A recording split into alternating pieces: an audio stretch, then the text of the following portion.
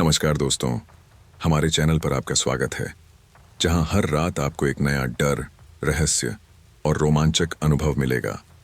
हम लाते हैं आपके लिए ऐसी डरावनी कहानियां जो न केवल आपकी धड़कनें तेज कर देंगी, बल्कि आपके भीतर एक अजीब सा खौफ भी जगा देंगी। वो खौफ जो रात भर सोने नहीं देगा और हर कोने में किसी अजनबी की हलचल महसूस होगी। यदि आपको रहस्यमय घटनाएं, अनसुलझे रहस्य और तनावपूर्ण सिहरन पसंद हैं, तो हमारे चैनल को तुरंत सब्सक्राइब करें और बेल आइकन दबाएं ताकि हर नई कहानी सबसे पहले आपके पास पहुंचे। मेरा नाम सत्यपाल है और मैं शिमला के पास के एक छोटे से गांव में डाकिया हूं। मेरे दिन हमेशा एक जैसे ही गुजरते थे। सुबह उठकर चाय पीता, डाकघर से चिट्ठियां उठाता और अपनी साइकिल पर गांव-गांव जाकर उन्हें बांटता। मेरे लिए यह नौकरी केवल एक काम नहीं थी, ये मेरी जिंदगी थी। हर रोज नए लोगों से मिलना, उनकी कहानियां सुनना और कभी-कभी तो किसी चिट्ठी के जरिए उनकी जिंदगी का हिस्सा बन जाना, यह सब मुझे बेहद अच्छा लगता था। उस दिन की शुरुआत भी बाकी दिनों की तरह हुई थी। सुबह हल्की बारिश हो रही थी और ठंड का एहसास धीरे-धीरे बढ़ रहा था। मैंने अपने ऊपर एक पुराना बरसाती कोट डाल लिया और साइकिल पर चढ़ गया। मेरे पास बांटने के लिए कुछ चिट्ठियां थीं और आज का रास्ता गांव के एक अलग हिस्से की ओर था। बारिश की बूंदें मेरे चेहरे पर गिर रही थीं और मैं रास्ते में गुनगुनाते हुए चला जा रहा था। रास्ते का वह शांत माहौल हमेशा मुझे सुकून देता था। जैसे जैसे मैं आगे बढ़ रहा था, रास्ता कीचड़ भरा होता जा रहा था। पहाड़ी इलाके में बारिश का मतलब हमेशा कठिनाइयों का सामना करना होता है। साइकिल को संभालते हुए मैं अपनी मंजिल की ओर बढ़ रहा था। अचानक मेरी साइकिल का पहिया गड्ढे में फंस गया और मैं धड़ाम से गिर पड़ा। मेरे कपड़े कीचड़ में पूरी तरह गंदे हो गए। मैं झुंझलाहट में उठने की कोशिश कर रहा था, तभी मुझे एक हल्की हंसी सुनाई दी। वह हंसी बहुत अजीब थी। ऐसा लगा जैसे कोई पास खड़ा हो और मेरी हालत पर हंस रहा हो। मैंने तुरंत चारों ओर देखा, लेकिन वहां कोई नहीं था। आसपास केवल घने पेड़ और बारिश की आवाज थी। मैंने सोचा शायद मेरा वहम होगा। मैंने अपनी साइकिल को उठाया और आगे बढ़ने की कोशिश की। थोड़ी देर बाद मैं फिर से गिर पड़ा। इस बार गिरने के बाद मुझे गुस्सा आ गया। कौन है? मैंने जोर से आवाज दी, पर कोई जवाब नहीं आया। मैं कुछ देर तक वहीं खड़ा रहा, शायद यह सोचते हुए कि कोई मुझे छिपकर परेशान कर रहा है, परंतु आसपास केवल सन्नाटा था।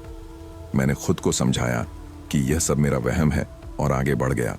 जब मैंने अपनी चिट्ठियां बांट लीं और वापस लौटने लगा, तब तक बारिश तेज हो चुकी थी। रास्ता अब और ज्यादा फिसलन भरा हो गया था। मैंने मन ही मन खुद को कोसा कि क्यों मैंने आज बारिश में यह रास्ता चुना। लौटते समय भी वही जगह आई जहां पहले गिरा था। इस बार मैं सतर्क था, पर फिर भी मेरी साइकिल फिसल गई और मैं फिर गिर पड़ा और फिर वही हंसी सुनाई दी। इस बार वह पहले से ज्यादा स्पष्ट थी। मैं गुस्से में अपनी साइकिल छोड़कर खड़ा हो गया और जोर से चिल्लाया, सामने आओ, छिपकर हंसने की हिम्मत मत करो।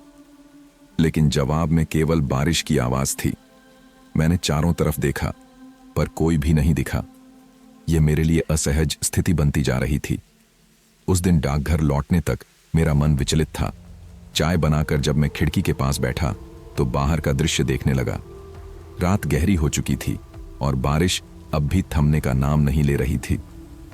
अचानक मुझे वही हंसी फिर से सुनाई दी। मैं डर गया। ये कैसे हो सकता है? कोई इंसान इतनी तेज बारिश में बाहर क्यों होगा? मैंने खिड़की के बाहर झांका, लेकिन वहां कुछ नहीं था। मैंने सोचा शायद यह सब मेरा दिमागी भ्रम है। मैंने खुद को समझाने की कोशिश की कि ज्यादा सोचना बंद कर दूं, परंतु मन शांत नहीं हो रहा था। ऐसा लग रहा था जैसे कोई मुझे देख रहा हो, पर छिपकर। उस रात मैंने अपने कमरे की सारी खिड़कियां बंद कर दी और सोने की कोशिश की, परंतु नींद आने का नाम नहीं ले रही थी। मेरे मन में बार बार वही हंसी गूंज रही थी। ऐसा लग रहा था जैसे वह हंसी मेरे कानों में गूंज रही हो। मैंने करवट बदलते हुए रात गुजार दी। अगले दिन सुबह उठकर मैंने सोचा कि शायद यह सब एक अजीब इत्तेफाक था। मैंने खुद को रोजमर्रा के काम में व्यस्त रखने की कोशिश की, लेकिन मेरे दिल में कहीं ना कहीं वह डर और जिज्ञासा बनी रही। वह हंसी कौन थी? और क्यों मुझे ऐसा लग रहा था कि वह सिर्फ मेरे लिए थी। उस सुबह जब मैं उठा तो सूरज की रोशनी कमरे में झांक रही थी। रात भर बारिश के बाद मौसम साफ हो चुका था, लेकिन मेरे भीतर एक अजीब सी बेचैनी थी। पिछली रात का वह अनुभव, वह हंसी अब भी मेरे दिमाग में गूंज रही थी। मैंने खुद को समझाने की कोशिश की कि यह सब शायद मेरा भ्रम था, लेकिन मन नहीं मान रहा था। क्या ऐसा हो सकता है कि मेरे साथ सच में कुछ अजीब घटित हो रहा हो? मैंने अपनी रोजमर्रा की दिनचर्या शुरू की, चाय बनाकर पी और साइकिल तैयार की। आज मुझे गांव के दूसरे हिस्से में चिट्ठियां पहुंचानी थीं। मैंने सोचा कि काम में व्यस्त रहने से मेरा ध्यान बढ़ जाएगा और शायद वह अजीब एहसास भी खत्म हो जाए। लेकिन जैसे ही मैंने साइकिल उठाई, अचानक मुझे ऐसा लगा जैसे कोई मुझे देख रहा हो। मैंने पलटकर देखा, पर वहां कोई नहीं था। रास्ते में मैं हर चीज पर ज्यादा ध्यान देने लगा था। हर पेड़, हर झाड़ी और हर आवाज पर मुझे शक हो रहा था। ऐसा लग रहा था जैसे कुछ अदृश्य चीज मेरे आसपास मंडरा रही हो। मेरे हाथ साइकिल के हैंडल पर कसकर जकड़े हुए थे और मैं धीरे धीरे आगे बढ़ रहा था। गांव के रास्ते हमेशा शांत रहते थे। यहाँ के लोग अपने अपने कामों में व्यस्त रहते थे और मुझे अपनी डाक बांटने में कोई दिक्कत नहीं होती थी। लेकिन आज का माहौल अलग था। हर जगह एक अजीब सा सन्नाटा था। ऐसा लग रहा था जैसे हवा भी किसी रहस्य को छिपाने की कोशिश कर रही हो। पहली चिट्ठी जिस घर में देनी थी वह गांव के एक किनारे पर था। जैसे ही मैं वहां पहुंचा, मैंने दरवाजा खटखटाया। अंदर से एक बुजुर्ग महिला बाहर आई। उनकी आंखों में एक अजीब सी बेचैनी थी। मैंने चिट्ठी उन्हें दी और वे बिना कुछ बोले वापस अंदर चली गईं। उनका व्यवहार मेरे लिए थोड़ा असामान्य था, लेकिन मैंने ज्यादा ध्यान नहीं दिया। जैसे ही मैं वहां से आगे बढ़ा, मुझे अचानक ऐसा महसूस हुआ जैसे कोई मेरी साइकिल के पीछे दौड़ रहा हो। मैंने तुरंत पीछे मुड़कर देखा, लेकिन वहां कोई नहीं था। मेरा दिल तेजी से धड़कने लगा। मैंने साइकिल की रफ्तार बढ़ा दी। रास्ता अब भी सुनसान था और आसपास कोई नहीं था। आगे जाकर मुझे दूसरी चिट्ठी एक छोटे से घर में पहुंचानी थी। जब मैं वहां पहुंचा तो मैंने देखा कि दरवाजा खुला था, लेकिन अंदर से कोई आवाज नहीं आ रही थी। मैंने आवाज दी, कोई है? पर कोई जवाब नहीं मिला। मैंने चिट्ठी दरवाजे के पास रख दी और वहां से निकलने की कोशिश की, लेकिन जैसे ही मैंने साइकिल की तरफ कदम बढ़ाया, मुझे फिर वही हंसी सुनाई दी। इस बार वह हंसी बिल्कुल साफ थी, जैसे कोई मेरे बहुत करीब खड़ा होकर हंस रहा हो। मेरा शरीर सिहर उठा। मैंने चारों ओर देखा, लेकिन वहां कोई नहीं था। मैंने खुद को समझाने की कोशिश की कि यह सब मेरा वहम है, लेकिन मन मानने को तैयार नहीं था। जब मैं तीसरे घर पर पहुंचा तो वहां एक बूढ़ा आदमी मिला। वह मुझे देखकर मुस्कुराया और कहा, तुम कुछ परेशान लग रहे हो सत्यपाल, सब ठीक तो है? मैंने उससे कहा, नहीं, सब ठीक है, बस मौसम की वजह से थोड़ा अजीब महसूस हो रहा है। उसने मुझे चाय का ऑफर दिया, लेकिन मैंने मना कर दिया। मुझे वहां से जल्दी निकलना था। जब मैं वापस लौट रहा था तो रास्ते में मुझे वही जगह फिर से दिखाई दी जहां मैं पिछली बार गिरा था। मेरे कदम खुद ब खुद धीमे हो गए। मैंने वहां रुककर चारों ओर देखा। हर तरफ सन्नाटा था, पर मेरे दिल में अजीब सा डर भर गया। मैंने सोचा, क्या यह जगह वाकई में अजीब है या फिर यह सब मेरा मन बना रहा है? जैसे ही मैं वहां से आगे बढ़ा, मेरी साइकिल का पिछला पहिया अचानक फिसल गया और मैं एक बार फिर जमीन पर गिर पड़ा। मेरे गिरते ही वही हंसी फिर से गूंजी। इस बार वह इतनी स्पष्ट और इतनी तेज थी कि मेरे रोंगटे खड़े हो गए। मैंने चिल्लाकर कहा, कौन हो तुम? सामने आओ। लेकिन कोई जवाब नहीं आया। मैंने साइकिल उठाई और जितनी तेजी से हो सकता था वहां से निकल गया। जब मैं डाकघर पहुंचा तो मेरा दिल अब भी तेजी से धड़क रहा था। मैंने चाय बनाई और खुद को शांत करने की कोशिश की, लेकिन वह हंसी मेरे दिमाग में गूंज रही थी। उस रात मैं अपने कमरे में बैठा सोच रहा था, आखिर यह सब क्या हो रहा है? क्या मेरे साथ कुछ अलौकिक घट रहा है या फिर यह सिर्फ मेरा मन बना रहा है?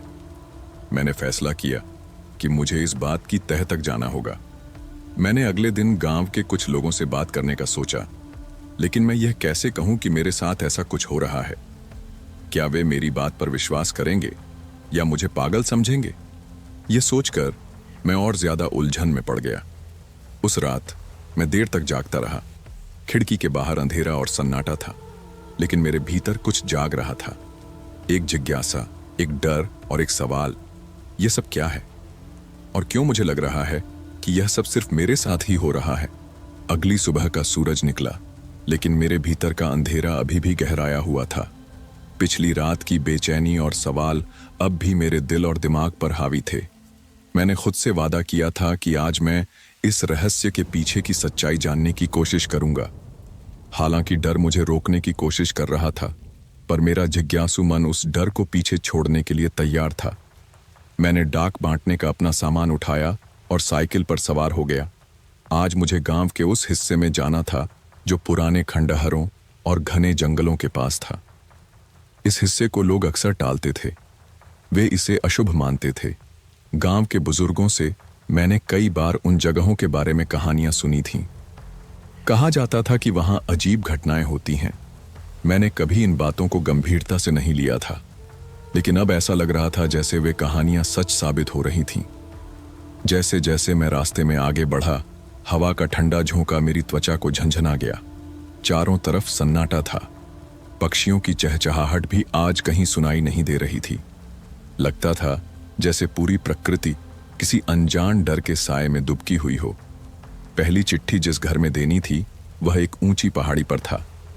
वहां तक पहुंचने के लिए मुझे एक पुरानी पगडंडी से होकर गुजरना पड़ा।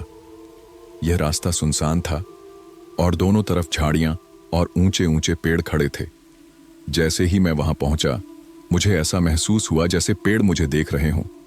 उनकी शाखाएं हवा में झूल रही थीं, लेकिन वे किसी खतरनाक इशारे जैसी लग रही थीं। मैंने अपने मन को समझाया कि यह सब मेरी कल्पना है और साइकिल चलाते रहा। उस घर पर पहुंचकर मैंने दरवाजा खटखटाया। थोड़ी देर बाद एक बूढ़ा आदमी बाहर आया। उसकी आंखों में गहरी थकान और चिंता के भाव थे। मैंने उसे चिट्ठी दी और उसने बिना कोई बात किए दरवाजा बंद कर लिया। उसका व्यवहार सामान्य नहीं था। मैंने ध्यान दिया कि दरवाजे के पास तुलसी का पौधा और कुछ नींबू मिर्च लटके हुए थे, जैसे किसी बुरी आत्मा से बचने के लिए लगाए गए हों। यह सब देख मेरा दिल और तेज धड़कने लगा। जैसे ही मैं वहां से वापस जाने के लिए मुड़ा, मुझे पीछे से किसी के चलने की आवाज सुनाई दी। मैंने पलट कर देखा, लेकिन वहां कोई नहीं था। वह आवाज फिर आई, लेकिन इस बार वह मेरे ज्यादा करीब लग रही थी। मैंने तेजी से अपनी साइकिल उठाई और वहां से निकलने की कोशिश की, लेकिन जैसे ही मैंने पैडल मारा, मेरी साइकिल का चेन उतर गया। यह बहुत अजीब था, क्योंकि मेरी साइकिल बिल्कुल सही हालत में थी। मैं घबराकर साइकिल ठीक करने लगा। मेरे हाथ कांप रहे थे और दिल जोर जोर से धड़क रहा था। इसी बीच मुझे एक अजीब सी फुसफुसाहट सुनाई दी। वह आवाज इतनी धीमी थी कि शब्द समझ नहीं आ रहे थे, लेकिन ऐसा लग रहा था जैसे कोई मुझे पुकार रहा हो। मैं पीछे पलटकर देखता रहा, लेकिन वहां कुछ नहीं था। किसी तरह मैंने साइकिल ठीक की और वहां से भाग निकला। आगे बढ़ने पर रास्ता और सुनसान हो गया। अब मैं उस जगह के पास पहुंच रहा था जहां खंडहर थे। इस जगह को गांव के लोग शापित स्थान कहते थे। कहते हैं यहां पहले एक बड़ा मंदिर था, लेकिन सालों पहले किसी कारणवश यह जगह बर्बाद हो गई। गांव के कुछ लोग दावा करते थे कि यहां आत्माएं भटकती हैं। जैसे ही मैं उस जगह के पास पहुंचा, मुझे ठंडी हवा का एक झोंका महसूस हुआ। इस बार हवा में अजीब सी गंध थी, जैसे कुछ सड़ रहा हो। चारों ओर घनी झाड़ियों और टूटे हुए पत्थरों का ढेर था। खंडहर के बीचों बीच एक पुराना कुआं था। कहते हैं कि इस कुएं में कई साल पहले एक लड़की ने कूदकर अपनी जान दी थी और तभी से यह जगह भूतिया मानी जाती थी। मैंने अपनी साइकिल वहीं एक तरफ खड़ी की और धीरे धीरे आगे बढ़ा। मेरे कदम खुद ब खुद उस कुएं की ओर बढ़ रहे थे। कुएं के पास पहुंचकर मैंने अंदर झांकने की कोशिश की, लेकिन वहां गहरा अंधेरा था। अचानक मुझे ऐसा महसूस हुआ जैसे किसी ने मेरे कंधे पर हाथ रखा हो। मैंने डर के मारे जोर से पलट कर देखा, लेकिन वहां कोई नहीं था। उस पल मेरी सांसें तेज हो गईं। मैं डर और उलझन में था। तभी मुझे फिर वही हंसी सुनाई दी जो मैंने पिछली रात सुनी थी। इस बार वह हंसी और तेज और डरावनी थी। ऐसा लग रहा था जैसे वह आवाज मेरे चारों ओर घूम रही हो। मैंने खुद को शांत करने की कोशिश की, लेकिन वह हंसी मेरे दिमाग को झकझोर रही थी। मैंने सोचा, क्या मैं यहां से भाग जाऊं? लेकिन तभी मेरी नजर एक पुराने दरवाजे पर पड़ी जो खंडहर के बीच छिपा हुआ था। वह दरवाजा आधा खुला था और उसके पीछे अंधेरा था। मेरे भीतर की जिज्ञासा मुझे उस दरवाजे के पास खींच ले गई। मैं धीरे धीरे दरवाजे के करीब पहुंचा और अंदर झांकने की कोशिश की। अंदर एक छोटा सा कमरा था। कमरा बिल्कुल खाली था, लेकिन उसकी दीवारों पर अजीब अजीब चिन्ह बने हुए थे। उन चिन्हों को देखकर ऐसा लग रहा था जैसे किसी ने कोई अनुष्ठान किया हो। कमरे के बीचों बीच एक पुराना लकड़ी का संदूक रखा हुआ था। मेरा दिल तेजी से धड़कने लगा। मैंने खुद को रोका, लेकिन एक अनजान ताकत मुझे उस संदूक के पास खींच रही थी। जैसे ही मैंने संदूक को छुआ, अचानक पूरे कमरे में ठंडी हवा का झोंका चला। संदूक अपने आप खुल गया और अंदर से एक पुरानी डायरी निकली। उस डायरी के पन्ने पीले पड़ चुके थे, लेकिन उस पर लिखा हुआ सब कुछ साफ दिखाई दे रहा था। मैंने डायरी उठाई और जल्दी से उसे पढ़ना शुरू किया। उसमें लिखा था, जो कोई भी इस डायरी को पढ़ रहा है, उसे मेरी चेतावनी है। इस गांव में कुछ ऐसा है जो इंसान की समझ से परे है। यह जगह शापित है। यहां रहने वाली आत्माएं चैन से नहीं हैं। उन्होंने मेरी जिंदगी बर्बाद कर दी और अब वे तुम्हारे पीछे आएंगी। डायरी के आखिरी पन्ने पर लिखा था, अगर तुम यहां से सुरक्षित निकलना चाहते हो तो इस डायरी को वापस इसी जगह पर छोड़ दो। लेकिन अगर तुमने इसे अपने साथ ले जाने की कोशिश की तो तुम्हारी जिंदगी कभी सामान्य नहीं रह पाएगी। मैंने डर और उलझन में वह डायरी वहीं रख दी और कमरे से बाहर भागा। जैसे ही मैं बाहर आया, मुझे लगा जैसे पूरा खंडहर हिल रहा हो। मैं तेजी से अपनी साइकिल पर चढ़ा और वहां से भाग निकला। डाकघर पहुंचने तक मेरा दिल अब भी जोर जोर से धड़क रहा था। मैंने खुद को समझाने की कोशिश की कि यह सब मेरा वहम था, लेकिन डायरी में लिखी बातें मेरे दिमाग में घूम रही थीं। मैंने तय कर लिया कि मुझे इस रहस्य की तह तक जाना ही होगा, चाहे इसके लिए मुझे किसी भी डर का सामना करना पड़े। उस रात जब मैं अपने छोटे से कमरे में अकेला बैठा था, तो मन बिल्कुल शांत नहीं था। खंडहर में मिले उस संदूक और डायरी की बातें मेरे दिमाग में लगातार घूम रही थीं। क्या सच में वह डायरी कोई चेतावनी थी, या यह सब मेरा वहम था? मैं इन सवालों से खुद को मुक्त नहीं कर पा रहा था। मैंने डायरी में लिखी बातों को याद किया और मन ही मन सोचने लगा कि अगर वह बातें सच थीं तो आगे क्या होने वाला था। उस रात मेरे लिए सोना लगभग नामुमकिन था। जब भी मैं अपनी आंखें बंद करता, मुझे वही अजीब सी हंसी सुनाई देने लगती। मैं बार बार बिस्तर पर करवटें बदलता रहा। एक बार तो मुझे ऐसा भी महसूस हुआ जैसे कमरे के कोने में कोई खड़ा हो। मैंने हिम्मत जुटाकर वहां देखा, लेकिन वहां कुछ भी नहीं था। यह सब मेरा वहम था या सच में कुछ था, मुझे इसका कोई अंदाजा नहीं था। अगली सुबह सूरज की पहली किरण ने मेरी आंखें खोलीं, लेकिन नींद पूरी न होने के कारण मेरा सिर भारी लग रहा था। मैंने सोचा कि इस बारे में किसी से बात करनी चाहिए, लेकिन गांव के लोग अंधविश्वासों से इतने भरे थे कि मुझे डर था कहीं वे मेरी बात को गलत न समझ लें। मैंने तय किया कि पहले मैं खुद इस रहस्य की तह तक जाऊंगा। डाकघर पहुंचते ही मैं अपनी रोजमर्रा की ड्यूटी में लग गया। चिट्ठियां बांटना और साइकिल पर घूमना मेरे लिए अब भी एक जरिया था कि मैं कुछ और सुराग ढूंढ सकूं। लेकिन आज का दिन अलग था। रास्ते में मुझे हर चीज सामान्य से अलग लग रही थी। ऐसा लगता था जैसे सब कुछ मेरी ओर इशारा कर रहा हो। पक्षियों का शोर, पेड़ों की सरसराहट और ठंडी हवा का झोंका, सब कुछ जैसे मुझे किसी अनजान डर की ओर धकेल रहे थे। दोपहर के करीब मैं गांव के एक बुजुर्ग से मिलने गया, जिन्हें गांव का इतिहास सबसे ज्यादा पता था।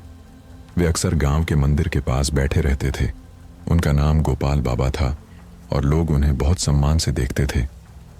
मैंने सोचा कि शायद वे मुझे कुछ बता सकें। जब मैं उनके पास पहुंचा तो उन्होंने मुझे देखते ही पहचान लिया। क्या बात है बेटा, आज तुम कुछ परेशान लग रहे हो? उन्होंने अपनी धीमी आवाज में पूछा।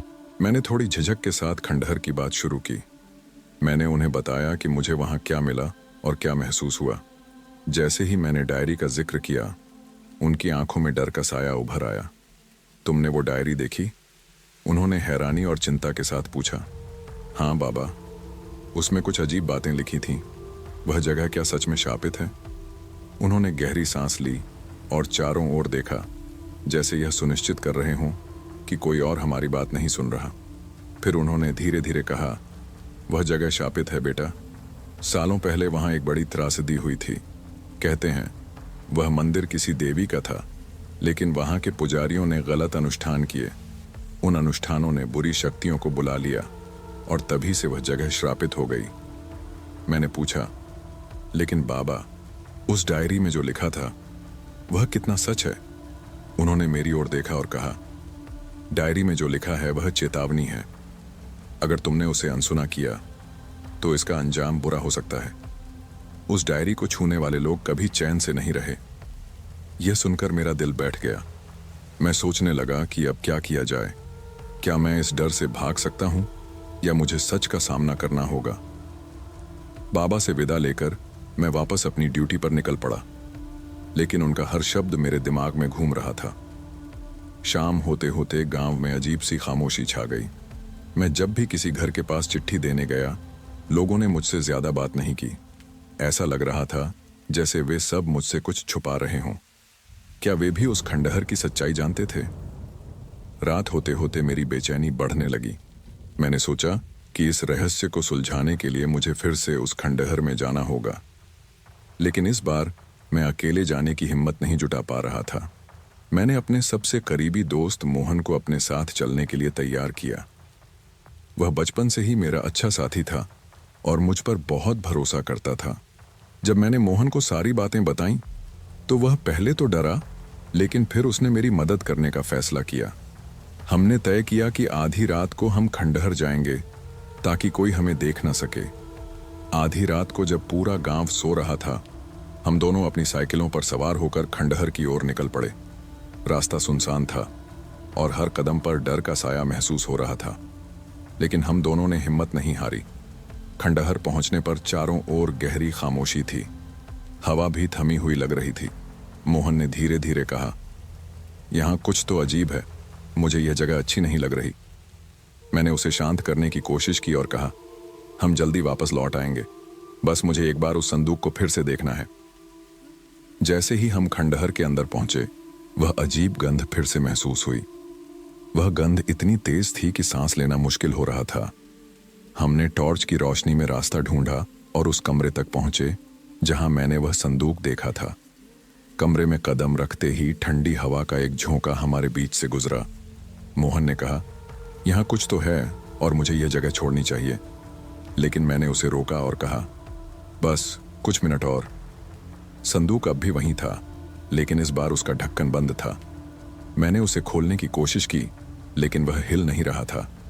मोहन ने घबराकर कहा, यह सही नहीं है, हमें यहां से निकलना चाहिए। तभी हमें फिर वही हंसी सुनाई दी जो मैंने पहले सुनी थी। इस बार वह और भी डरावनी और पास लग रही थी। मोहन का चेहरा सफेद पड़ गया। उसने मेरा हाथ पकड़ा और कहा, हम यहां से अभी चलते हैं। लेकिन मैंने महसूस किया कि अब पीछे हटना आसान नहीं था। मैंने संदूक के पास रखी एक पुरानी लकड़ी की छड़ी उठाई और उसे हिलाया। तभी संदूक का ढक्कन अपने आप खुल गया और अंदर से एक चमकदार रोशनी निकली। उस रोशनी के साथ ही कमरे की दीवारों पर बने चिन्ह चमकने लगे। मोहन चिल्लाया, यह क्या हो रहा है? मैं भी हैरान था। अचानक रोशनी के बीच से एक परछाई उभरी। वह परछाई इंसानी आकार की थी, लेकिन उसका चेहरा साफ नहीं दिख रहा था। परछाई ने धीमी और गूंजती हुई आवाज में कहा, तुमने चेतावनी को अनसुना किया, अब तुम्हें इसका परिणाम भुगतना होगा। उस आवाज ने मेरे पूरे शरीर को झकझोर दिया। मैं डर के मारे कांप रहा था। मोहन ने मेरी बांह पकड़कर कहा, अब और देर मत करो, चलो यहां से भागते हैं।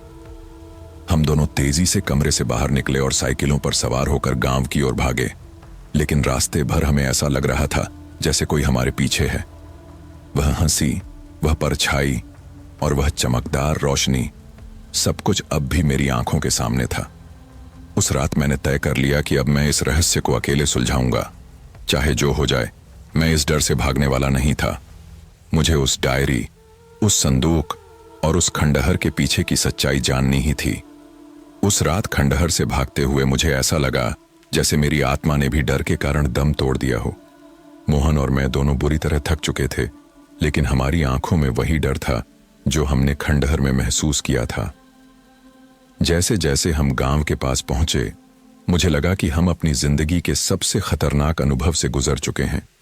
लेकिन उस रात के बाद मेरे मन में एक सवाल बार बार गूंज रहा था, क्या हम सच में उस परछाई से बचने में सफल हो पाए हैं, या वह हमें कहीं ना कहीं अपनी जाल में फंसाने के लिए इंतजार कर रही थी। हमारे लौटने के बाद मोहन पूरी रात सो नहीं पाया। मुझे भी चैन की नींद नहीं आई, लेकिन मुझे यह एहसास हो चुका था कि मुझे अब इस रहस्य को हल करना होगा। डर और भय के बावजूद मुझे महसूस हो रहा था कि यह केवल मेरी चुनौती नहीं थी, बल्कि यह हमारे गांव की सुरक्षा का सवाल बन चुका था। अगर उस खंडहर में कुछ खतरनाक शक्तियां छिपी हैं, तो क्या हमें उनका सामना नहीं करना चाहिए? क्या हम इस स्थिति को ऐसे ही छोड़ सकते थे? अगले दिन मैंने बाबा गोपाल से मिलने का मन बनाया। मुझे यह जानने की तीव्र इच्छा थी कि क्या उन्होंने सच में जो बताया था वह पूरी तरह से सही था। क्या वे हमसे कोई और बात छुपा रहे थे? क्या उस खंडहर में ऐसा कुछ था जिसे केवल वे ही समझ पाते थे? मुझे उन सवालों का जवाब चाहिए था, और इस बार मैं उन्हें किसी भी हालत में टालने नहीं वाला था। मैंने जैसे ही बाबा के मंदिर की ओर रुख किया, मेरा दिल तेजी से धड़कने लगा। मैं हर कदम को सोच समझ कर रखता था, क्योंकि मुझे डर था कि कहीं फिर से वही अजीब घटनाएं न शुरू हो जाएं। बाबा हमेशा अपने मंदिर में साधना करते थे और वह अक्सर गांव वालों से दूर रहते थे। जब मैं मंदिर में दाखिल हुआ तो बाबा शांत मुद्रा में बैठे हुए थे, जैसे उन्हें मेरी मौजूदगी का पहले से ही आभास हो। उनके पास जाकर मैंने पूछा, बाबा, क्या आप मुझे और भी कुछ बता सकते हैं जो मैंने नहीं जाना? उन्होंने धीमी आवाज में कहा, तुमने जो देखा और महसूस किया वह केवल तुम्हारा डर नहीं था, वह सच था, और मैं जानता था कि तुम्हें यह सब दिखाना पड़ेगा। उनकी बातों में ऐसा कुछ था जो मुझे और भी ज्यादा विचलित कर गया। क्या मतलब है आपका? मैंने उनसे पूछा। उन्होंने सिर झुकाया और फिर धीरे धीरे बोले, तुमने उस खंडहर में जो कुछ भी देखा वह पुराने समय से जुड़ा हुआ है। उस खंडहर की कहानी बहुत पुरानी है और यह गांव के लिए एक बहुत बड़ा रहस्य बन चुका है। उन्होंने एक ठंडी सांस ली और फिर कहा, उस खंडहर में कोई साधारण शक्ति नहीं है, वह जगह कुछ और है, और वह एक प्रकार की तंत्र शक्ति का केंद्र है। उस जगह को छेड़ना और उसकी ताकत से खेलना किसी भी इंसान के लिए खतरनाक हो सकता है। बाबा की बातें सुनकर मेरे भीतर और भी सवाल उठने लगे। वह क्या कह रहे थे? क्या खंडहर में सच में कोई तंत्र शक्ति थी? अगर ऐसा था तो हमें क्यों बताया गया कि उस खंडहर में छिपी हुई बुरी शक्तियों का सामना करने के लिए हमें तैयार रहना चाहिए? बाबा ने मेरी तरफ देखा और फिर धीमे से बोले, तुम्हारी जिज्ञासा तुम्हें और गहरे सवालों तक ले जाएगी, लेकिन ध्यान रखना, यह रास्ता ऐसा नहीं है जिसे तुम अकेले ही तय कर सको। तुम्हें मदद की जरूरत होगी और शायद अब तक तुमने इसे सही तरह से समझा नहीं है। मैंने फिर पूछा, क्या मुझे और कुछ जानने के लिए तुम्हारी मदद चाहिए? बाबा ने मुझे एक गहरी नजर से देखा और कहा, तुम्हें अब अपने भीतर की ताकत को समझने की आवश्यकता है। डर को छोड़ो और उस शक्ति का सामना करो जो तुमसे ताकतवर है। लेकिन याद रखना, हर रास्ते पर बुराई तुम्हारा पीछा करेगी, और वह खंडहर, वह सिर्फ एक शुरुआत है। बाबा की बातों से एक गहरी गूंज मेरे भीतर उठ रही थी, लेकिन मुझे कुछ समझ में नहीं आ रहा था। वह खंडहर सचमुच शापित था, या यह सब सिर्फ हमारी मानसिक स्थिति का परिणाम था? अगर वह सच में खतरनाक था तो मैं अकेले ही उस पर हमला करने की सोच रहा था, लेकिन क्या यह सही तरीका था? क्या मैं खुद को और अपने गांव को खतरे में डालने का जोखिम उठा सकता था? जब मैं मंदिर से बाहर निकला तो मुझे महसूस हुआ कि अब मुझे और भी सतर्क रहने की जरूरत थी। मेरा मन स्थिर नहीं हो रहा था और यह अनिश्चितता मुझे कहीं न कहीं घेर रही थी। एक दिन में इतनी सारी बातें समझ में नहीं आ सकती थीं, और फिर भी मुझे ऐसा महसूस हो रहा था कि मुझे अब और समय बर्बाद नहीं करना चाहिए। मुझे अब उस खंडहर के रहस्य को सुलझाना ही था, क्योंकि यह सिर्फ मेरा नहीं, हमारे गांव का भी सवाल था। अगले कुछ दिनों तक मैं फिर से खंडहर की ओर जाने का साहस जुटाने की कोशिश करता रहा, लेकिन हर बार जब मैं वहां पहुंचता मुझे वही अजीब सी डरावनी शांति महसूस होती। ऐसा लगता था जैसे वहां कुछ और था जो मेरी उपस्थिति को नापसंद कर रहा था। मैं एक बार और इस रहस्य को खत्म करने का संकल्प लेकर खंडहर में दाखिल हुआ, लेकिन इस बार मेरे साथ मोहन नहीं था। मैंने अकेले ही कदम रखा और डायरी को फिर से पढ़ने का निर्णय लिया, यह महसूस करते हुए कि शायद डायरी में कुछ और भी छुपा हो सकता था। मैंने उसे ध्यान से पढ़ना शुरू किया। अब की बार जब मैंने वह पन्ना पलटा तो कुछ और ही अजीब घटनाएं सामने आईं। डायरी के पन्नों पर जो बातें लिखी थीं वह अब और भी स्पष्ट हो गईं। यह शक्तियां केवल तुम्हारी कल्पना नहीं हैं, यह बुरी आत्माएं हैं जो हर किसी को अपना निशाना बनाती हैं। अगर तुम उनका सामना करते हो तो तुम कभी नहीं लौट पाओगे। यह पंक्ति पढ़ते ही मैंने महसूस किया कि कुछ गलत हो रहा था। अचानक से हवा तेज हो गई और चारों ओर अंधेरा छा गया।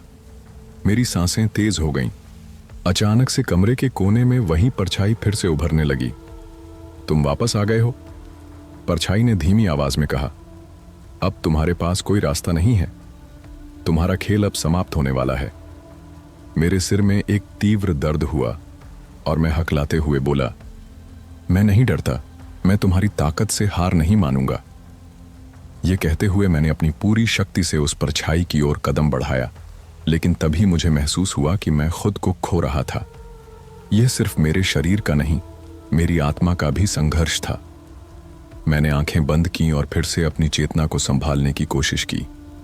तभी कुछ अजीब हुआ और मुझे उस खंडहर के रहस्य का एक नया पहलू समझ में आया। क्या मैं अब इस अंधेरे से बाहर निकल पाऊंगा, या मुझे इस रहस्य का सामना करते हुए कुछ बहुत बड़ा खोना होगा? मैंने खंडहर से बाहर निकलने की कोशिश की, लेकिन जब मैंने मुड़कर देखा तो वह जगह जैसे मुझे अपनी ओर खींच रही थी। हर कदम जैसे भारी हो गया था और वह कटा कटा सा एहसास बार बार मेरी नसों में दौड़ रहा था। वह अंधेरा, वह खामोशी, सब कुछ ऐसे लग रहा था जैसे वह मुझे अपनी ओर खींचने की कोशिश कर रहा हो।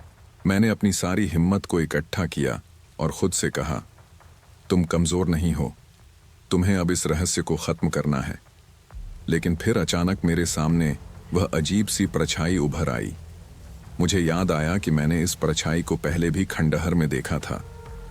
वह परछाई एक लहर की तरह मेरे पास आकर खड़ी हो गई और मेरी सांसें रुकने लगीं। मेरी धड़कन तेज हो गई।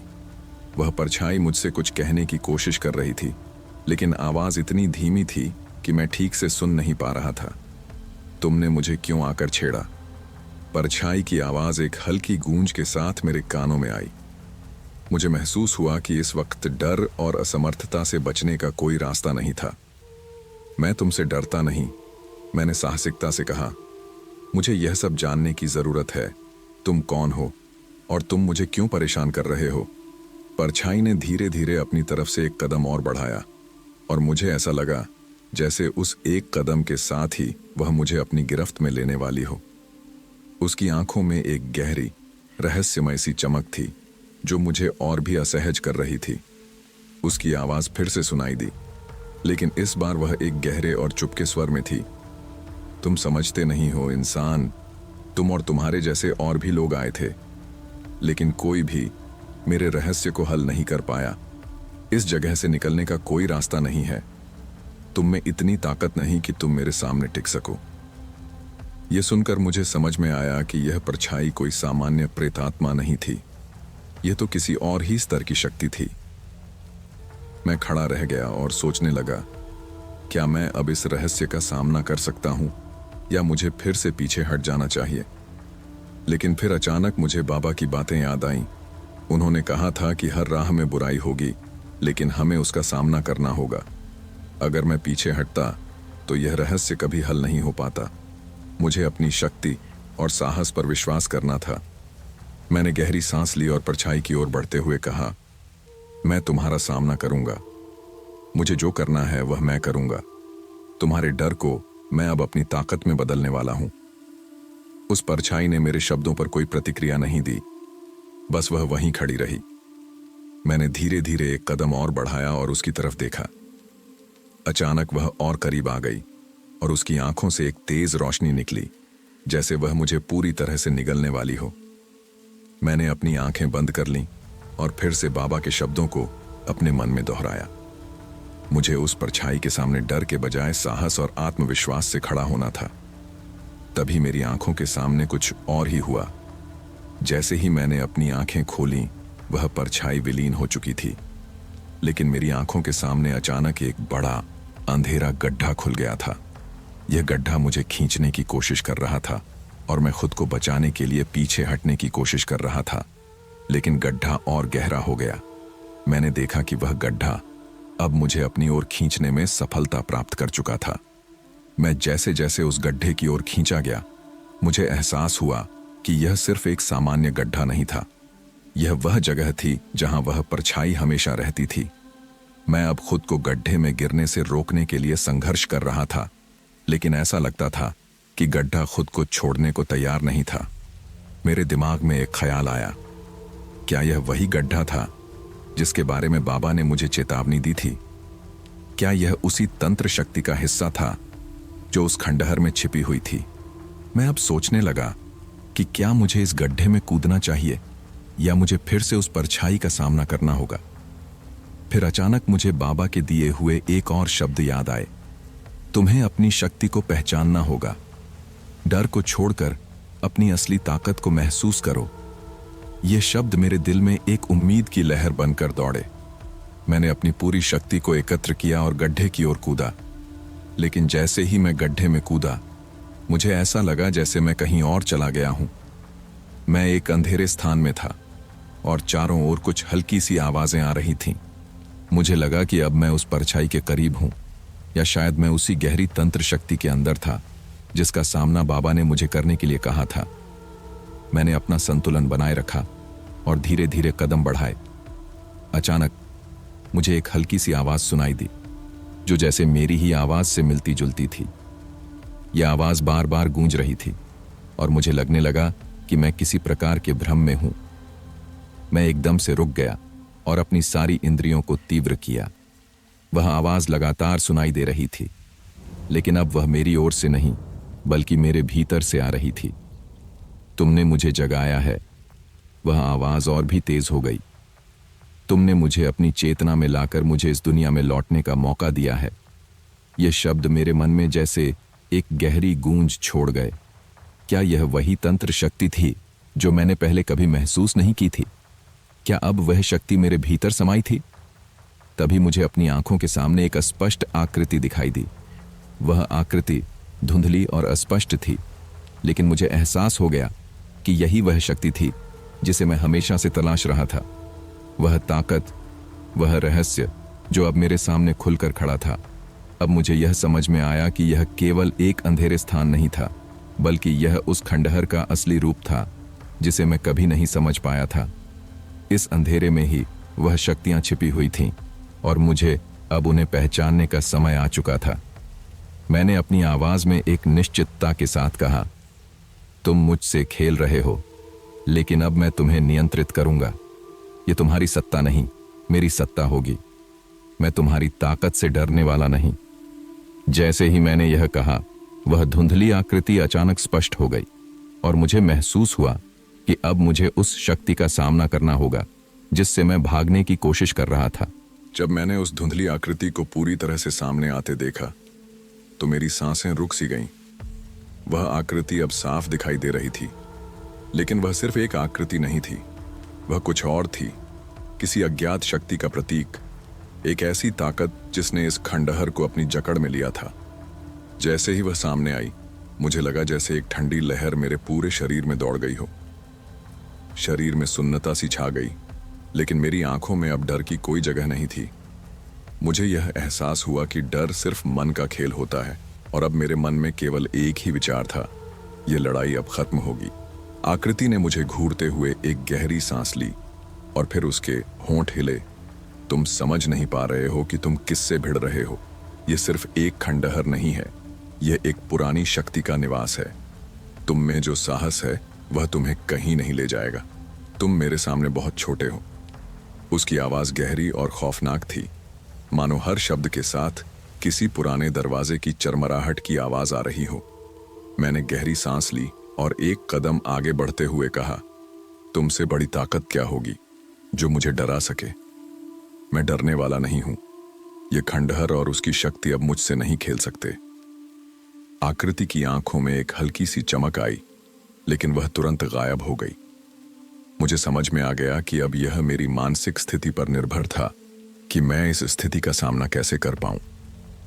मुझे अपनी सोच को पूरी तरह से स्पष्ट करना था और यह महसूस करना था कि डर से बाहर निकलने का रास्ता केवल आत्मविश्वास और संकल्प में है। मुझे यकीन था कि अगर मैं पूरी तरह से अपने उद्देश्य पर केंद्रित रहूं, तो कोई भी शक्ति मुझे नष्ट नहीं कर सकती। तुम सही कहते हो इंसान, आकृति ने धीरे से कहा।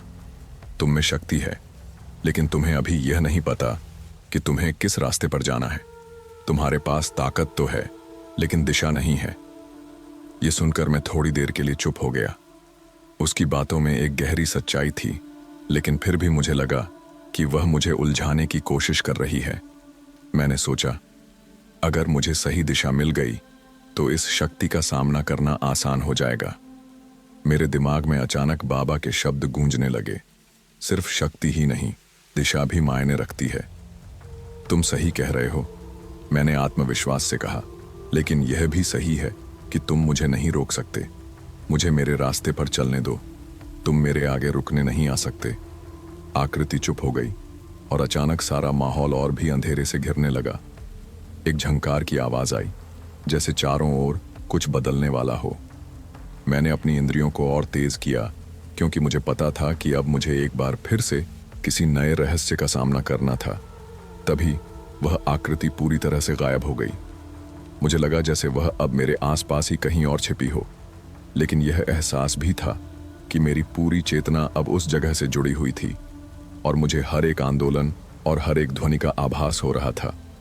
अचानक मेरी नजरें उस स्थान पर पड़ीं जहां से वह आकृति गायब हुई थी। वहां एक अजीब सा हल्का सा प्रकाश दिख रहा था जो कहीं से आ रहा था। मुझे समझ में आया कि यह कोई सामान्य प्रकाश नहीं हो सकता। यह उस ताकत का प्रतीक था जो मुझे रास्ता दिखाने वाली थी। मैंने धीरे धीरे उस रोशनी की ओर कदम बढ़ाया। जैसे जैसे मैं उस रोशनी के करीब पहुंचने लगा, मेरा दिल तेजी से धड़कने लगा। यह वह रास्ता था जिसका मैं लंबे समय से इंतजार कर रहा था। मुझे अब डर नहीं लग रहा था, अब तो जैसे एक नई ऊर्जा मेरे भीतर समाई हुई थी। मैंने अपने कदम और तेज कर दिए। वह रोशनी अब मुझे अपने पास बुला रही थी, लेकिन तभी एक और बार एक ठंडी हवा ने मुझे घेर लिया। यह हवा भी मुझे उसी पुरानी शक्ति का एहसास दिला रही थी। मैंने महसूस किया कि यह हवा अब मुझे रोकने के लिए नहीं, बल्कि मुझे उस स्थान तक पहुंचाने के लिए आ रही थी। मुझे यह समझ में आया कि यह हवा अब मेरे साथ है, यह मेरी मदद कर रही है। मैं उस प्रकाश के और करीब पहुंच गया। अब वह रोशनी इतनी तेज हो गई थी कि मैंने अपनी आंखें बंद कर लीं, और तभी मुझे महसूस हुआ कि मैं एक अलग ही स्थान पर पहुंच चुका हूं। वह जगह एक मंदिर जैसी थी, जहां चारों ओर गहरे रंग की दीवारें थीं। यह वही स्थान था जिसके बारे में बाबा ने मुझे बताया था। यह वह स्थान था जहां से मेरी यात्रा का असली प्रारंभ होगा। तभी मेरी आंखें खुलीं और मैंने देखा कि वह आकृति फिर से मेरे सामने खड़ी थी, लेकिन अब उसकी शक्ल पूरी तरह से बदल चुकी थी। उसकी आंखों में अब एक नई चमक थी और वह अब डराने वाली नहीं, बल्कि एक मार्गदर्शक की तरह लग रही थी। अब तुम समझ गए हो इंसान, आकृति ने कहा। यह यात्रा सिर्फ एक परीक्षा नहीं, बल्कि एक नई शुरुआत है। तुम अब मेरे साथ हो और तुम्हारा रास्ता अब बदलने वाला है। मैंने उस आकृति की बातों पर ध्यान दिया और यह समझा कि यह रहस्य अब खुलने वाला था। यह यात्रा अब खत्म नहीं होने वाली थी, बल्कि एक नई दिशा में मुड़ने वाली थी। मुझे अब अपने पूरे आत्मविश्वास और साहस के साथ इस नई दिशा में कदम बढ़ाने थे। मैं तैयार हूं, मैंने कहा। अब मुझे यह रहस्य सुलझाना है। मुझे पता है कि जो भी अंधेरे में छिपा है, वह मुझे अब डराने वाला नहीं है। मैं अपनी ताकत से उसका सामना करूंगा। यह कहते हुए मैंने उस स्थान की ओर कदम बढ़ाया जहां मुझे अब अपनी यात्रा का अगला अध्याय शुरू करना था। मैंने जैसे ही कदम बढ़ाए, उस रहस्यमय स्थान में अजीब सी खामोशी छा गई।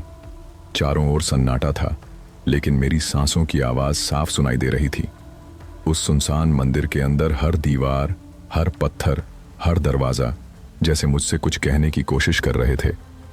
मुझे ऐसा महसूस हुआ जैसे इस जगह का हर तत्व अपनी कहानी सुना रहा हो। हर कोने में कोई छुपी हुई शक्ति थी जो मेरी उपस्थिति का इंतजार कर रही थी।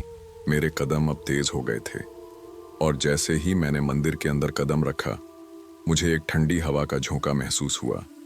वह हवा मुझे उसी शक्ति की याद दिला रही थी जो मुझे अब तक रास्ता दिखा चुकी थी। मुझे ऐसा लगा जैसे अब मुझे एक नई चुनौती का सामना करना था, एक नई रहस्यमय शक्ति से। लेकिन अब डर मेरे अंदर से पूरी तरह निकल चुका था। अब मैं सिर्फ एक ही चीज के बारे में सोच रहा था, इस रहस्य को सुलझाना और अपने उद्देश्य तक पहुंचना। आखिरकार मंदिर के केंद्र में एक विशाल मूर्ति दिखाई दी। वह मूर्ति किसी प्राचीन देवता की थी, लेकिन उसकी आंखें बिल्कुल ममतास्पद थीं। उनकी आंखों में एक गहरी समझ और अनकहे सवाल थे। मैंने धीरे धीरे उस मूर्ति के पास जाकर उसकी आंखों में देखा। मुझे लगा जैसे वह मूर्ति मुझे कुछ समझाने की कोशिश कर रही थी, जैसे वह मुझे एक अदृश्य संदेश भेज रही हो। मैंने कुछ पल वहीं खड़े होकर उसकी आंखों में गहराई से देखा। तभी एक धीमी सी आवाज सुनाई दी। वह आवाज मुझे उसी आकृति की सी लगी जो पहले मेरे सामने आई थी। तुम यहां आ चुके हो, अब तुम जानते हो कि इस जगह का वास्तविक रहस्य क्या है। यह आवाज सीधे मेरे अंदर गूंज उठी। मैंने उसकी बातों का सही अर्थ समझने की कोशिश की। क्या वह कह रही थी कि यह मंदिर, यह मूर्ति और यह सब कुछ अब मुझे ही समझना था? मुझे लगने लगा जैसे यह यात्रा सिर्फ मेरी थी और इसका हर एक हिस्सा मुझे खुद से जोड़ने के लिए था। क्या तुम तैयार हो? आवाज ने फिर पूछा। मैंने सिर झुकाकर कहा, मैं तैयार हूं। तुम्हें अपनी आत्मा से जुड़ने का समय आ चुका है।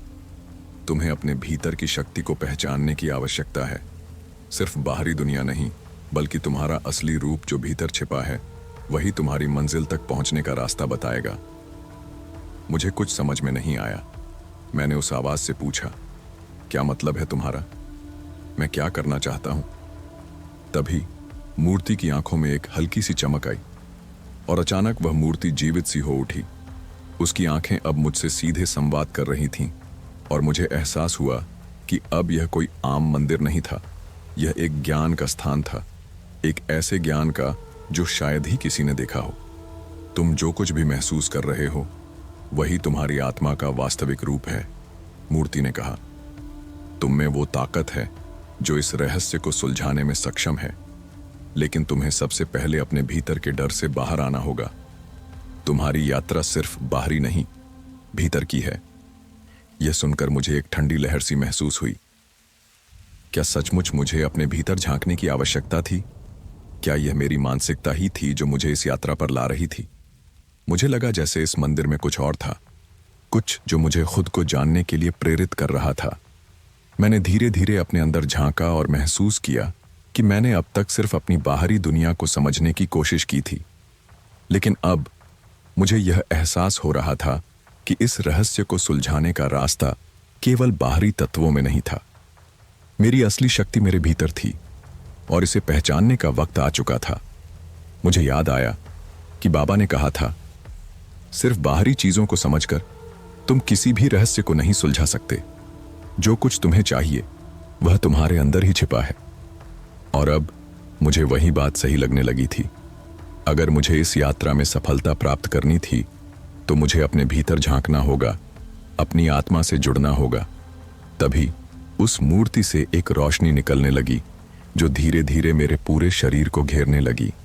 वह रोशनी न केवल मुझे शारीरिक रूप से बल्कि मानसिक रूप से भी महसूस हो रही थी। मुझे एक अजीब सा एहसास हुआ जैसे मेरी आत्मा इस रोशनी से जुड़ रही हो। मेरी आंखों के सामने अतीत के सारे दृश्य फिर से उभरने लगे।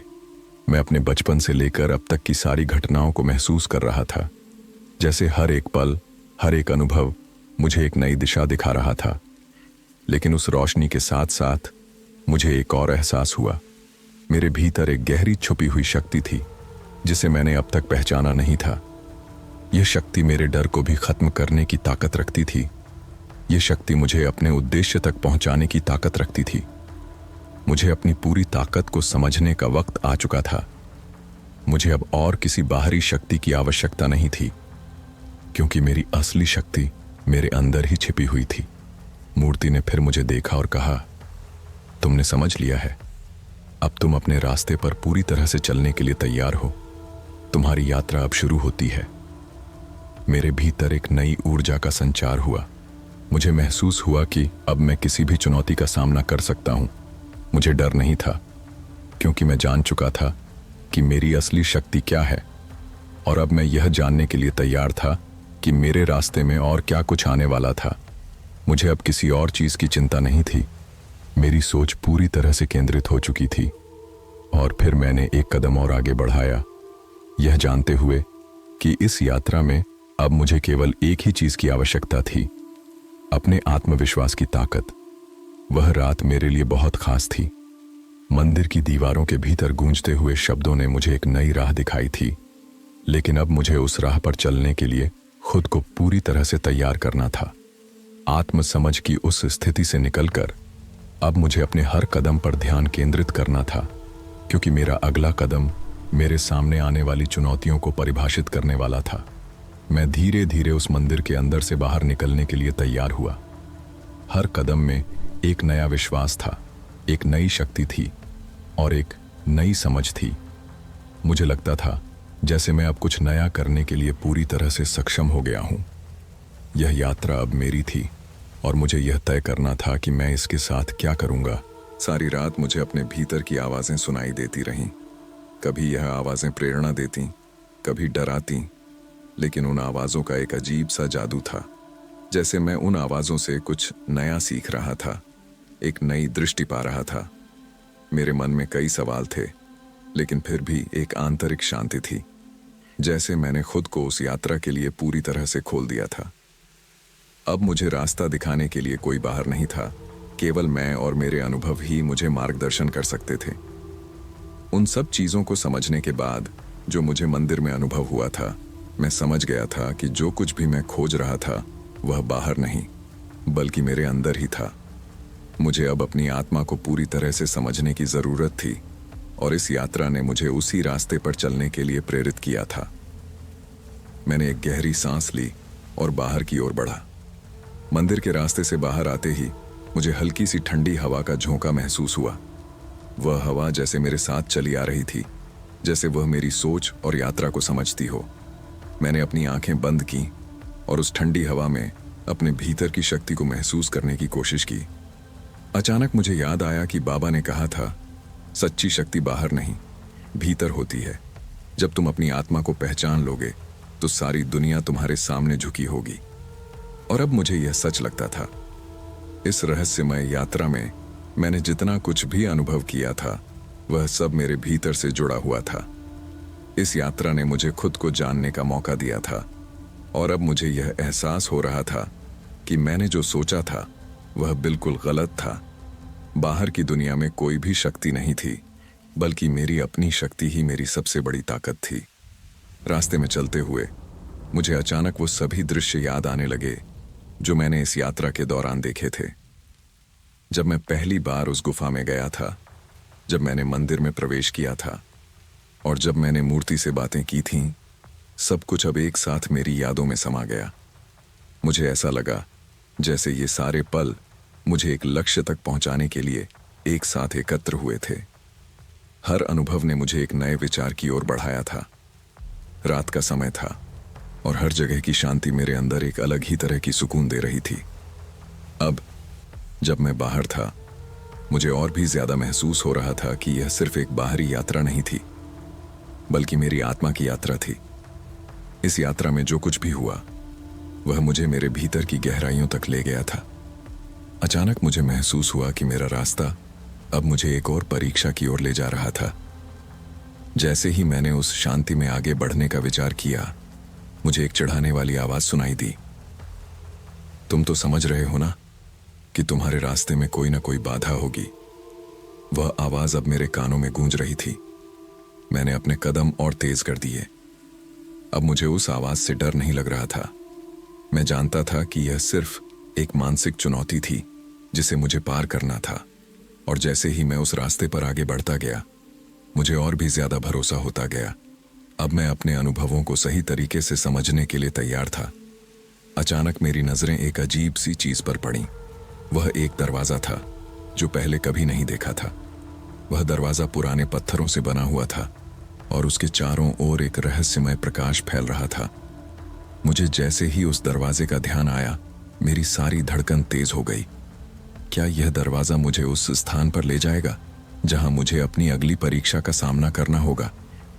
मैंने धीरे धीरे कदम बढ़ाए और उस दरवाजे की ओर बढ़ने लगा। जैसे ही मैं पास पहुंचा, दरवाजा अपने आप खुल गया। अंदर का दृश्य मुझे और भी ज्यादा हैरान करने वाला था।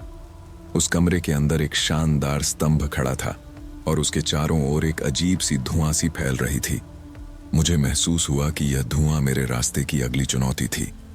मुझे लगता था कि यह कोई साधारण स्तंभ नहीं था, बल्कि यह कुछ और था जो मेरे अगले कदम को निर्धारित करेगा। मेरे कदम और तेज हो गए। जैसे ही मैंने उस स्तंभ के पास पहुंचकर उसे छुआ, एक तेज रोशनी मेरे भीतर घुसी। वह रोशनी बहुत मजबूत थी और मुझे लगा जैसे मेरा पूरा शरीर उसमें समा जाएगा। वह रोशनी जैसे मेरे भीतर की हर एक डर को नष्ट कर रही थी और मेरी आत्मा को एक नई दिशा दे रही थी।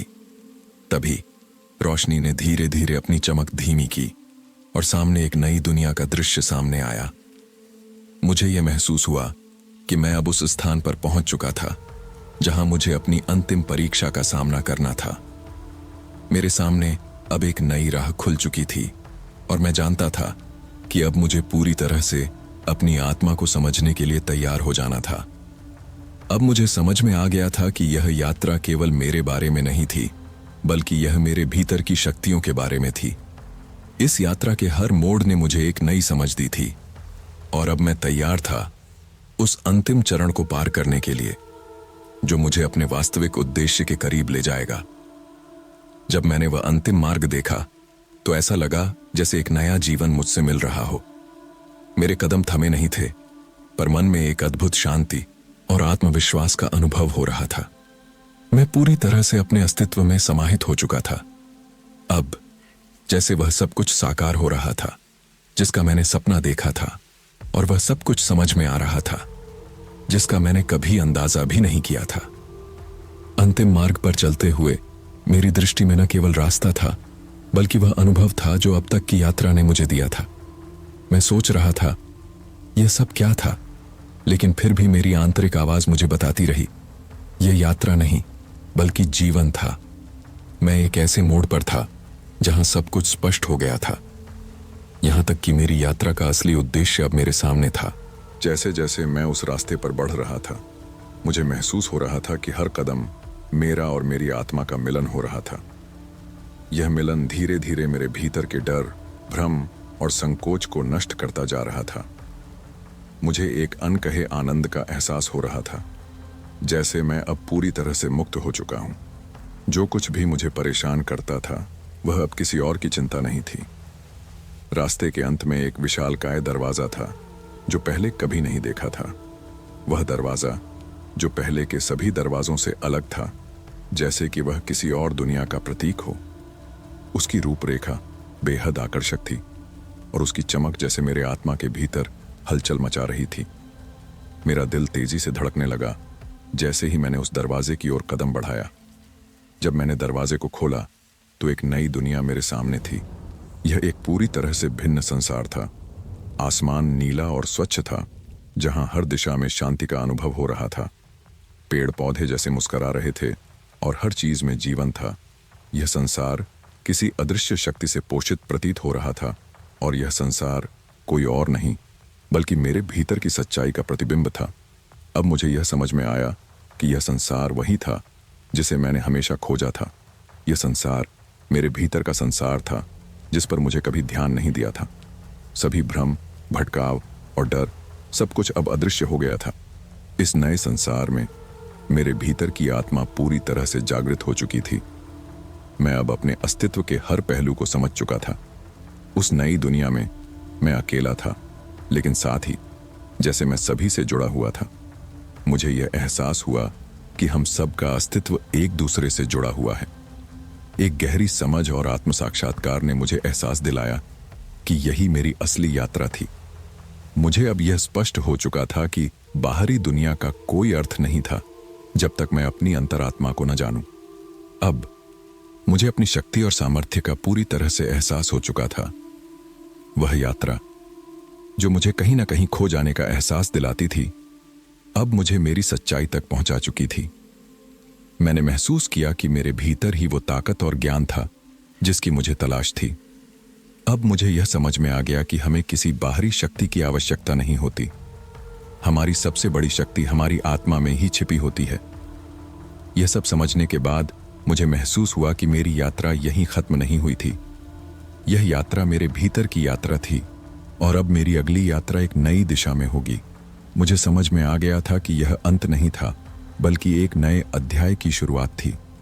मेरे भीतर एक नई चेतना का उदय हुआ था और अब मुझे इसे पूरी दुनिया से साझा करना था। अब उस नई दुनिया में जहां शांति और संतुलन था, मैंने महसूस किया कि यह हर किसी का जन्मसिद्ध अधिकार है। यह यात्रा सिर्फ मेरी नहीं थी, बल्कि यह यात्रा हम सभी की थी। हमें केवल अपने भीतर की शक्ति को पहचानने की जरूरत थी, और जब हम ऐसा करेंगे तो हम सभी अपनी असली दुनिया को पा सकेंगे। मैंने आंखें खोलीं और उस नई दुनिया में फिर से एक बार खुद को महसूस किया। मेरे दिल में अब कोई संकोच नहीं था और न ही कोई डर।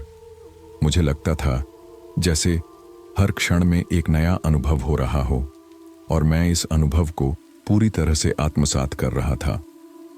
अब मुझे यह समझ में आ चुका था कि जीवन में जो भी घटित होता है वह हमारे भीतर के अनुभवों का ही परिणाम होता है। इसी यात्रा के दौरान मैंने यह भी समझा कि हमें कभी भी किसी चीज को अपने जीवन में घुसने का डर नहीं होना चाहिए। हर अनुभव, चाहे वह अच्छा हो या बुरा, हमारे भीतर कुछ नया जोड़ता है। इस यात्रा ने मुझे यही सिखाया कि जीवन सिर्फ एक अनुभव है और हमें इसे खुलकर जीने की जरूरत है। अब जब मैं उस नई दुनिया की ओर देखता हूं, तो मुझे लगता है कि मैंने केवल एक आधिकारिक यात्रा पूरी की है। मेरे अंदर का सत्य अब पूरी तरह से स्पष्ट हो चुका था और मैंने उसे अपनी आत्मा में समाहित किया। यह यात्रा केवल एक शुरुआत थी और इसने मुझे यह सिखाया कि हम हमेशा अपने भीतर के सत्य से जुड़े रहते हैं, चाहे परिस्थितियां कैसी भी हों। मैं धीरे धीरे उस मार्ग से चलता हुआ उस नए जीवन की ओर बढ़ने लगा जिसे अब मैं पूरी तरह से समझ चुका था। और इस यात्रा की समाप्ति के साथ ही मुझे यह एहसास हुआ कि कोई अंत नहीं था। यह सिर्फ एक चक्र था जो कभी खत्म नहीं होता। हर यात्रा के साथ एक नया आरंभ होता है और मैं तैयार था उस नए अध्याय को जीने के लिए। मेरे भीतर की ताकत, समझ और शांति अब मुझे हर कदम पर रास्ता दिखा रही थी। मैं अब तैयार था जीवन को पूरे दिल से जीने के लिए। अगर आपको हमारी ये वीडियो पसंद आई हो तो हमें कमेंट करके ज़रूर बताएं कि आपको यह कैसी लगी। हम मिलते हैं अगले वीडियो में। तब तक के लिए धन्यवाद। जय हिंद, जय भारत। और हाँ, अगर आपने अभी तक हमारे चैनल को सब्सक्राइब नहीं किया है तो फटाफट कर लीजिए। वीडियो को लाइक करना ना भूलें और अगर आपके पास भी कोई दिलचस्प कहानी हो तो हमें हमारी ईमेल पर भेज सकते हैं। ईमेल आईडी डिस्क्रिप्शन में दी गई है। धन्यवाद।